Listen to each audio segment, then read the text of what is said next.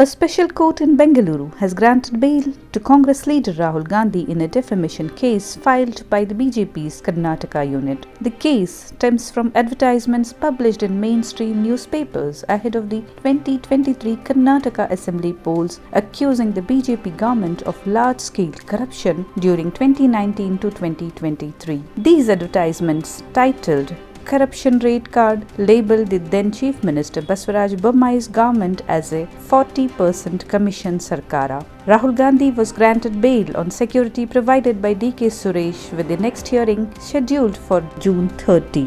Earlier, Karnataka Chief Minister Siddaramaiah and Deputy Chief Minister DK Shivakumar, who were also named in the complaint, were granted bail on June 1st. Rahul Gandhi appeared in court today, June 7, as directed by Judge KNS Shivakumar. Following the court appearance, he met with Congress newly elected MPs from Karnataka and defeated candidates at Bharat Jodo Bhavan, with CM Siddaramaiah and Deputy CM Shivakumar also in attendance. The BJP's complaint alleged that the advertisements and social media posts by Rahul Gandhi and the Karnataka Pradesh Congress Committee were false and defamatory, aimed at damaging the BJP's image during the election campaign.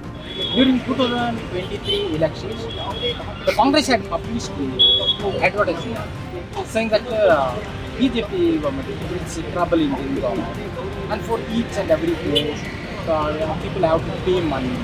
All these things are false allegations. Not even investigative officer, any report or any tribunal has passed or observed that such thing happens.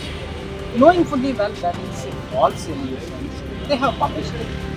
So, BJP Karnataka filed a complaint before learned match.